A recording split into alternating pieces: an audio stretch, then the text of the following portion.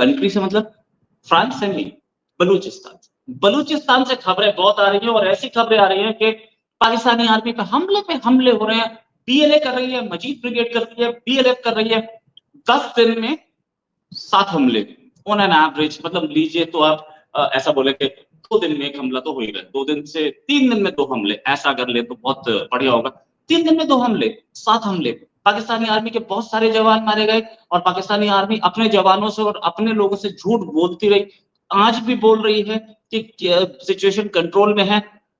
ये सिचुएशन है क्या? मुसलसल मसलन आपने देखा, पहले गवादर में वाक़या हुआ, फिर उसके बाद तुर्बत में हुआ, फिर चाइनीज़ को अटैक किया गया। आज जो हमले हुए हैं या पिछले 10 दिन में जो हमले हुए हैं, उसमें ये एक चीज क्लियर हुई है कि पाकिस्तानी आर्मी के लोग छुट्टी के बहाने, रेजिग्नेशन के बहाने बलूचिस्तान से बाहर भाग रही है, अपनी आर्मी को सर्व नहीं करना चाहते। वज़ीर आज़म शहबाज शरीफ आज दासू डैम का दौरा करेंगे। ज़राए के मुताबिक वज़ीर आज़म शहबाज शरीफ दासू डैम पर जारी तरक्याती काम का जायजा लेंगे।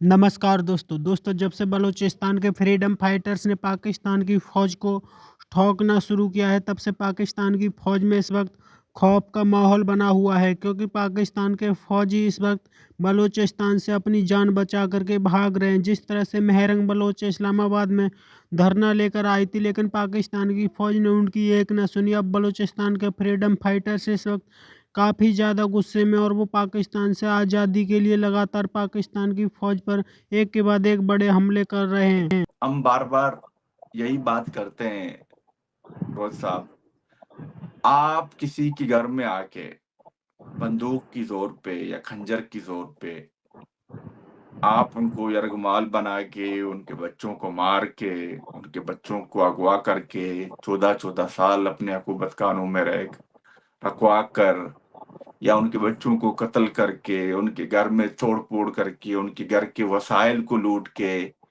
पैसों को, वसाइल को लूट के, आप वहां पे बदमाशी नहीं कर सकते।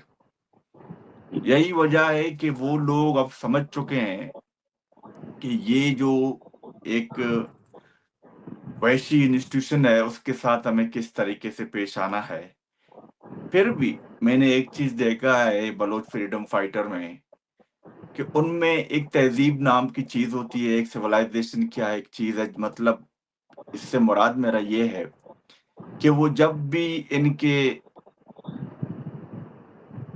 अंदर राइट, प्लीज कंटिन्यू, आपकी आवाज आ रही है मेरे पास। हाँ, इनके जो आप कह सकते हैं कि इनके जो मैस हैं या इनके जो कैंप हैं या जो भी इनके अंदर जब घुसते हैं, तो वहां पर भी जनीवा कन्वेंशन और जंगी कवानीन का ख्याल रखते हैं।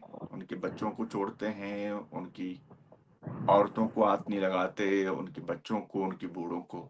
ये मैंने उनमें बहुत सी चीजें देखी है। जबकि उसके बरक्स अभी आपने देखा कि ये जितने भी फ्रीडम फाइटर थे वहां पे गए थे, उन्होंने मतलब मजीद ब्रिगेड, जब नाम मजीद ब्रिगेड का आता है तो आप भी जानते हैं, मैं भी आज जानता हूं कि वो एक मतलब उनका काम ही है अपने आप को एलिमिनेट करना। वो जहां भी जाते हैं वो उनको पता होता है कि हम मरने जा रहे हैं, हम शहीद होने जा रहे हैं, व्हाटएवर आप उसको नाम दे सकते हैं। मगर उसके बाद उनकी लाशों को उनके वालिदैन के हवाले न करना, ये भी जनीवा कन्वेंशन के खिलाफ है। आपको शायद इस चीज का पता है होगा शायद या नहीं। ये मतलब एक जंग में आप इस तरह नहीं करते। जैसे मैं आपसे कहता हूं कि जब आप लोगों ने इनके 93,000 लोगों की हत्यारें ढाका में सरेंडर करवाई थी, उस वक्त आप लोगों ने मैंने सुना था, एक किताब में मैंने पढ़ा था कि जब ये वापस आए तो इनके 10-10 किलो बड़े हुए थे। इतना वो खाते थे वहां पे, इतना आप लोगों ने उनको मतलब खिलाया था। वो आप समझ रहे मेरी बात को? क्योंकि एक जनीवा कन्वेंशन था, उसके तहत मोटे होके दुबले पतले थे। तो अब तो शायद अब तो उनकी इकोनॉमी भी आप देख रहे हैं, उनके वजीर आजम भी कह रहे हैं हम कशकोल लेके दुनिया में जाते हैं। हाँ यार, का ये वीडियो और सबके सामने है, मैं अभी वो वीडियो भी दिखाना चाहूंगा सबको।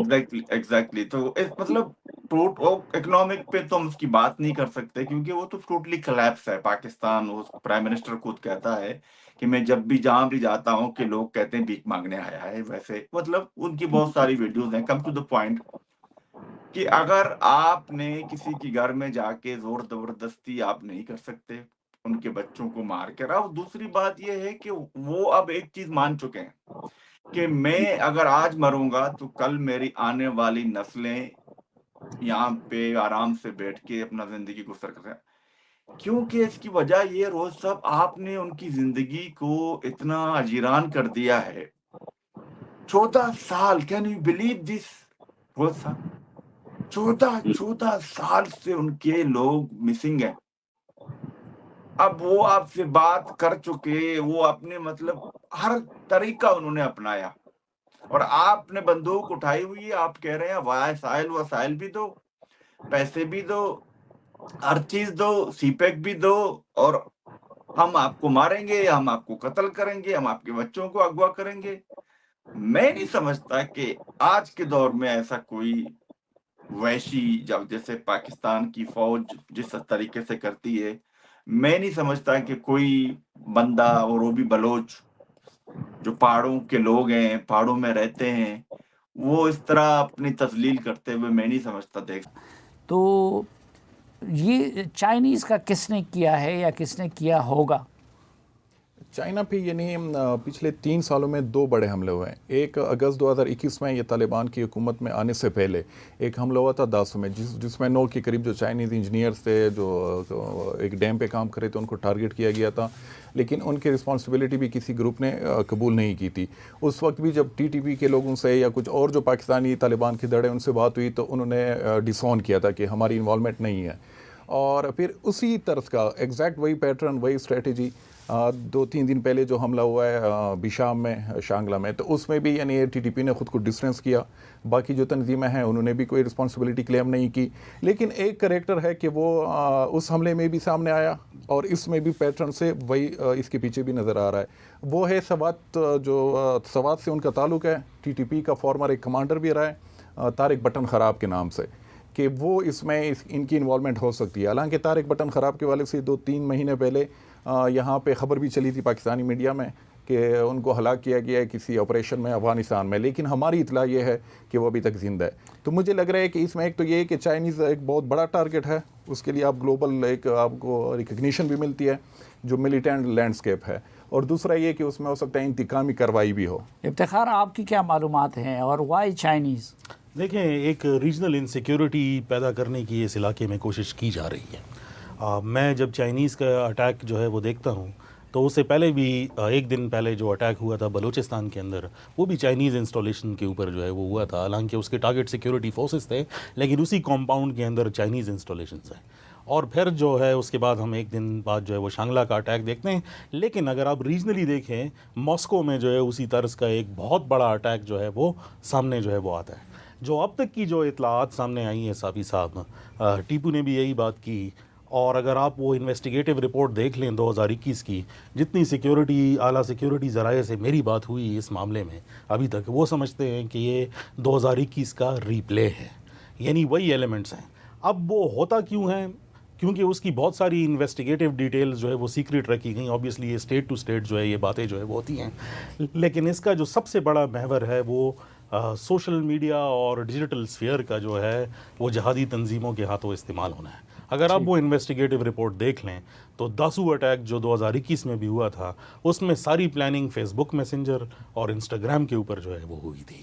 اس لیے اس کی جو ہے وہ کمیونیکیشن جو بنتی ہے ایک ٹارگٹ کو اچیو کرنے کے لیے, وہ زیادہ تر جو ہے وہ ہڈن رہتی ہے. بلکہ روس کے اندر بھی اب یہی شواہد جو ہے وہ نکل کے آ رہے ہیں کہ ٹیلی گرام جو ایک ایپ ہے اس کے ذریعے یہ ساری پلاننگ جو ہے وہ کی گئی تھی.